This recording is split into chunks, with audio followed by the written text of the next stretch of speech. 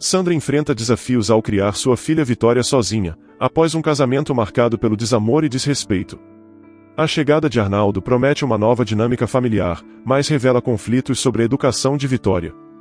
Será que o amor é suficiente para unir essa família fragmentada? Embarque nessa história emocionante agora. E se você já conhece o nosso canal, e quer nos ajudar a continuar te emocionando com mais vídeos, peço que nos ajude apertando o botão de gostei. Vamos ao vídeo. Antes do divórcio, a maioria das pessoas era indiferente à existência de Sandra, mas assim que ela deixou o marido, elas se sentiam obrigadas a expressar simpatia pela pobre infeliz abandonada. E como ela viveria sem um marido, com um filho nos braços? E quem a aceitaria com uma criança? Era o que todos pensavam, mas aquela jovem mulher poderia viver sem o apoio ou piedade de outros. Sandra pouco interagia com seus vizinhos e colegas de trabalho, mas percebeu que eles se tornaram mais intrometidos, discutindo a vida alheia sem se preocupar com seus próprios problemas. Isso não a incomodava quando era sobre ela, mas a situação mudou quando os comentários começaram a afetar sua filha, Vitória. A menina, que tinha 7 anos, e já estava tranquila e adaptada à escola, um dia voltou para casa em silêncio. Ao ser questionada, Vitória revelou que a professora comentou sobre sua família incompleta, durante uma atividade, fazendo com que a menina se sentisse diferente das outras crianças. Sandra ficou chocada e enfurecida com a insensibilidade da professora e decidiu tomar providências, compartilhando sua indignação com a irmã e buscando apoio em sua família, que era muito unida, então ela sabia que podia contar com eles a qualquer hora do dia ou da noite. Os pais de Sandra, Joana e Célio, sugeriram uma abordagem conjunta para enfrentar a situação, propondo uma conversa direta com a educadora e sugerindo que Vitória ficasse em casa no dia seguinte. Após levar Vitória para a casa da avó, Sandra, Joana, Célio e sua irmã, Olívia, confrontaram a educadora, que negou as acusações e culpou a criança. O avô, não convencido, questionou outra criança, que confirmou as palavras inadequadas da professora sobre a família de Vitória. Sandra, contendo sua fúria em consideração à filha, prometeu ações severas contra a escola e a professora. Após o confronto, eles foram a um café, onde o peso emocional do ocorrido levou Sandra às lágrimas, frustrada com a crueldade e o preconceito enfrentados, incapaz de entender a maldade das pessoas ao redor. Sandra, em lágrimas, falou de forma quase inaudível. Por que as pessoas são assim? Porque as pessoas são cruéis por natureza, comentou Célio calmamente. Ele não era dado a tais emoções, então, complementavam um ao outro perfeitamente, equilibrando-se mutuamente. Ela não sabe nada sobre nossa história, não sabe de nada. Por que se intrometer? Por que fazer isso, sendo que Vitória é apenas uma criança? Questionava Sandra, ainda inconformada. Célio balançou a cabeça negativamente. As pessoas são assim e não há nada que possamos fazer. Ninguém vai pensar em como você se sente. Quanto mais cedo você entender isso, mais fácil será viver. Ninguém liga para sua bondade, Sandra, disse Célio em tom firme. Joana, mãe de Sandra, apertou a mão de seu marido em um gesto de advertência, mas não discutiu com ele. No fundo, ela concordava com a mesma opinião dele. Quanto mais cedo você crescer, menos dor sentirá, disse Olívia finalizando a conversa. Sandra já tinha sofrido o suficiente. Aos olhos dos conhecidos, ela era uma mãe solo infeliz. Mas a verdade é que ela era bastante feliz sendo divorciada. Na verdade, foi por iniciativa de Sandra que eles se separaram, e a mulher lutou muito pelo divórcio. Naquele momento, aos 30 anos, ela tinha um casamento fracassado que deixou uma marca pesada nela, mas nem sempre foi assim. Sandra e seu marido compartilharam uma infância e adolescência juntos, o que tornou sua decisão de casar uma natural continuação de sua longa história de amizade, recebendo apoio e bênçãos de suas famílias. Eles casaram quando os dois tinham 20 anos. O início de seu casamento foi harmonioso, sem necessidade de grandes ajustes devido à familiaridade mútua. Contudo, 3 anos depois, a gravidez trouxe tensões. Sandra se viu emocionalmente instável, enquanto seu marido, recém-formado e desempregado, recusava-se a procurar trabalho fora de sua área de especialização, alegando esperar por uma oportunidade alinhada com seus estudos. A situação financeira do casal se deteriorou, e as tentativas de Sandra de motivar seu marido foram infrutíferas, levando a um aumento das brigas em seu relacionamento. A chegada de Vitória intensificou os problemas, com o comportamento narcisista do marido se tornando mais evidente. Sandra se encontrou sustentando sozinha a responsabilidade emocional e física pela filha, enquanto sonhava com uma mudança na postura de seu marido, mas isso não acontecia. As críticas do marido sobre as mudanças na aparência de Sandra, atribuindo a ela toda a responsabilidade pelo bem-estar da filha Vitória, agravaram o ambiente já tenso. Com o marido desocupado e recusando-se a trabalhar fora de sua área de formação, ele se rendeu ao álcool, tornando-se uma presença cada vez mais destrutiva em casa. O apoio incondicional dos pais do marido a ele, junto com críticas e desprezo dirigidos a Sandra, apenas piorou a situação, fazendo com que o ressentimento dela crescesse. Mesmo o amor mais dedicado e sincero pode murchar vendo o rosto distorcido pelo álcool do marido todos os dias. Sandra percebeu que estava começando a amá-lo menos e a desprezá-lo mais. A gota d'água foi uma noite terrível, a noite mais assustadora na vida de Sandra, que ela se lembraria pelo resto de seus dias. Uma noite particularmente horrível, que marcou o ponto de ruptura definitivo para Sandra, pois ela se viu incapaz de continuar tolerando o comportamento autodestrutivo e abusivo do marido, um momento que se tornaria uma lembrança dolorosa. Era até difícil de lembrar, mas naquela noite, o marido não estava bêbado, caso contrário, ela nunca teria deixado a filha com ele. Ela raramente deixava Vitória com o pai, mas naquela foi necessário. A menina tinha ficado muito doente, e o médico prescreveu uma série de medicamentos que precisavam ser administrados o mais rápido possível. Os pais de Sandra estavam trabalhando, a irmã estava no hospital, todos estavam ocupados. Ela até tentou ligar para os parentes do marido, mas foi inútil, pois ela ouvia deles. Vocês que tiveram a criança, vocês que resolvam seus problemas. Ela pediu ao marido para ir comprar os medicamentos, mas ele disse que não podia ir. Então, Sandra colocou o casaco e correu para a farmácia, dizendo ao marido que voltaria logo e realmente, a farmácia ficava a apenas 10 minutos de caminhada, ida e volta, mas ela correu e voltou em 5. Por sorte, todos os medicamentos estavam disponíveis, como se o céu tivesse piedade da mãe desesperada apenas para evitar uma catástrofe. Já no corredor do prédio, Sandra teve um mau pressentimento e acelerou o passo. Ao se aproximar da porta, ouviu um uivo do marido, um grito totalmente fora de controle. Com a mão trêmula, ela abriu a porta o mais rápido que pôde e entrou no apartamento.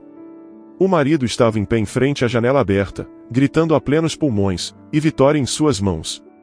Ele levantava a menina como se quisesse, de forma irracional, mostrá-la para a lua.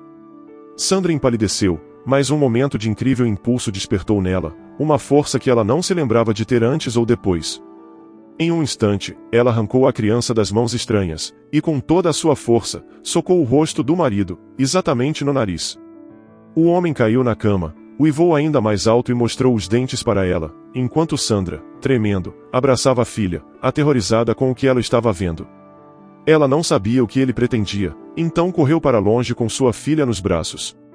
Vitória tinha apenas alguns meses de vida e já estava doente. O ato de ele abrir a janela e expor a criança ao tempo frio, em meio a gritos, piorou o estado da menina. Ela não sabia o que ele pretendia fazer, mas aparentemente ele estava fora de si e se ela não tivesse chegado a tempo, provavelmente ele teria jogado a menina da janela. Aquela noite tornou-se o ponto de virada para Sandra. No outro dia, com a ajuda da família, ela arrumou as coisas e foi para a casa dos pais. Vitória ficou ainda mais doente depois, mas isso era apenas o começo dos problemas. Sandra pediu o divórcio e todo o processo foi muito longo, pois a sogra de Sandra tomou tudo em suas mãos e estava pronta para lutar por cada centavo. O apartamento é uma aquisição conjunta, e não importa que tenha sido, em sua maioria, pago pelos pais de Sandra. Vamos dividir tudo ao meio, pois queremos cada centavo gasto nesse casamento, dizia a sogra. Sandra e sua família estavam completamente exaustos. Vitória murchava dia após dia. Quanto mais fraca a filha se tornava, mais o ódio de Sandra pelo marido crescia, e pela compensação material que a sogra pretendia cobrar como ressarcimento do nariz quebrado do filho. O tempo se arrastava, e então, em algum momento, tudo acabou. E a única coisa que Sandra queria era esquecer tudo o que passou. Vitória não sofria sem a figura paterna em sua vida. O avô assumiu essa responsabilidade, ele era sério, calmo e atencioso. Graças aos esforços deles, a menina nem sequer notou a ausência do pai. Vitória estava crescendo forte e os anos estavam passando rápido, mas ela nunca perguntou, em sua pouca idade ou mais consciente, onde estava o pai. Talvez ainda fosse muito cedo, mas Sandra temia muito ouvir essa pergunta. Sandra, relutante em como falar do seu ex-marido para Vitória, então pensou em torná-lo uma figura paterna dos sonhos, como um personagem de conto de fadas. Sem falar com o ex-marido há quase 7 anos, ela foi aconselhada pela irmã Olivia a explicar para Vitória a ausência de um pai em sua vida, um conselho que Sandra recebia com relutância e dor, rememorando momentos difíceis. Na cozinha da casa de sua mãe, onde sempre se reuniam para conversar, Sandra encontrava a ternura entre seu pai Célio, em sua mãe Joana e sua irmã Olivia, que sempre despertavam nela sentimentos de conforto e confiança. Após longos conselhos, ela se despediu, e suas palavras revelavam uma mistura de felicidade pelos outros e reflexão sobre sua própria jornada solitária com Vitória. Sandra ainda não entendia completamente isso, ela gostava de se sentir independente, de dizer que criava sua filha sozinha, embora tivesse que admitir que o papel de seus pais e irmã no bem-estar dela e de Vitória era imenso. Ela se via como uma mulher autossuficiente e forte, que desafiava todos os estereótipos, mas ainda assim, ansiava por ter alguém forte ao seu lado, alguém cujo ombro robusto pudesse sentir, desejando a segurança de um apoio masculino confiável. Sandra realmente queria ter um bom pai para Vitória, para que o principal homem na vida dela não fosse o avô, mas sim o pai.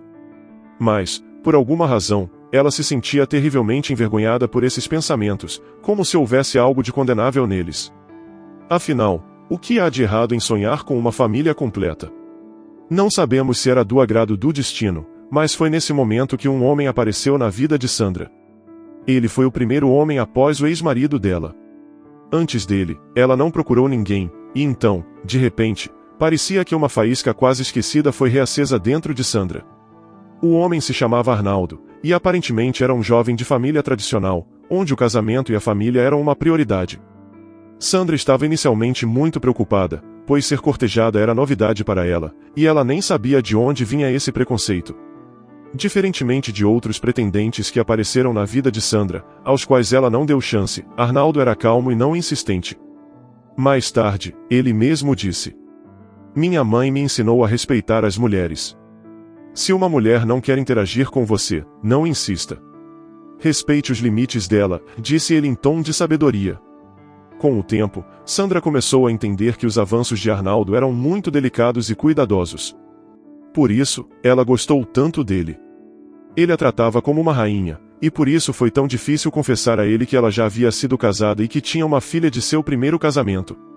Parecia que tal homem não se vincularia a uma mulher que já teve uma experiência mal-sucedida, mas estava chegando a hora de revelar esse segredo. Não dava mais para esconder.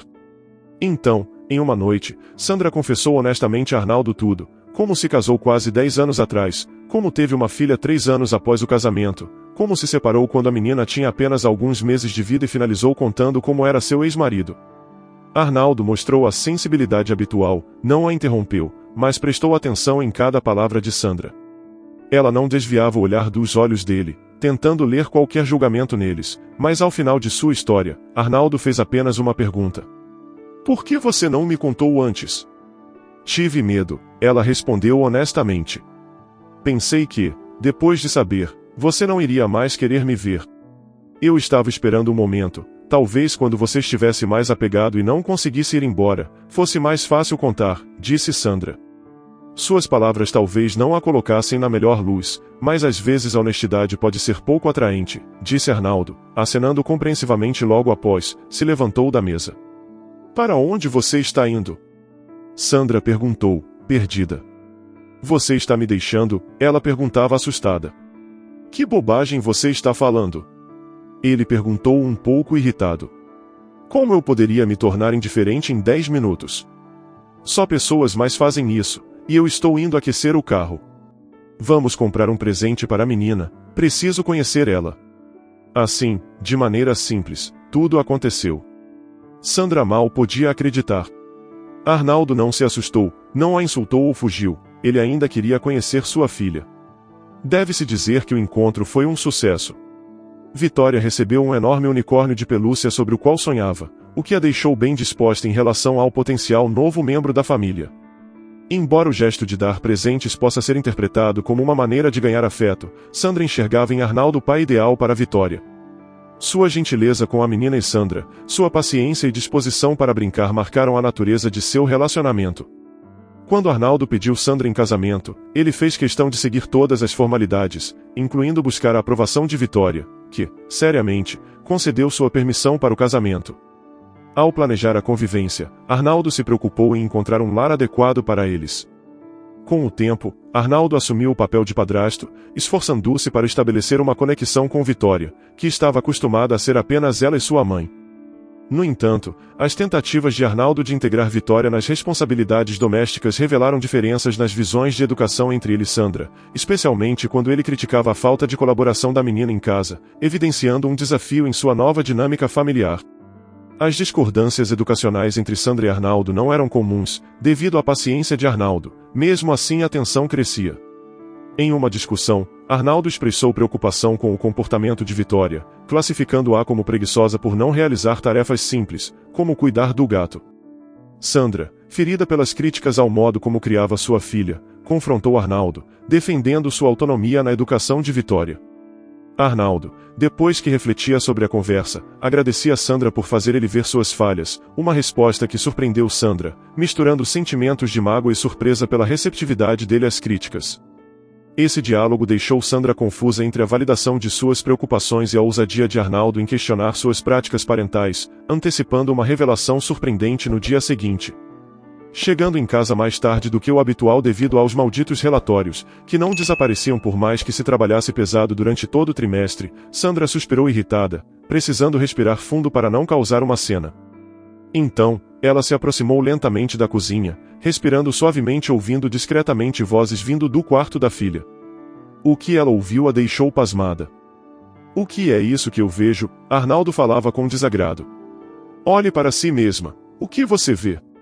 Isso é uma figura feminina, certo? E o que mais é uma figura feminina? Mostre com o dedo. O que você pensa? Sandra já tinha imaginado 1000 coisas em poucos segundos, mas quando abriu a porta precipitadamente, a cena diante dela inicialmente a chocou, e em seguida, a fez cair na gargalhada. Vitória estava sentada na mesa como um papagaio e com Arnaldo. A menina estava toda tensa, concentrando-se intensamente no jogo diante dela. Arnaldo estava sentado à frente, balançando uma peça de xadrez no ar. É assim que uma dama, uma rainha, se move. Como naquele programa de moda que você assiste com sua mãe, lembra? Andam assim, direto. É tão difícil de lembrar? Sandra mal conseguia se conter de rir. Um homem adulto, muito mais alto que a menina, sentado e tentando ensiná-la sobre as peças de xadrez usando um desfile de moda como exemplo. Arnaldo, ela disse, quase sem fôlego. Ele se virou, também suando, e claramente estressado com a situação.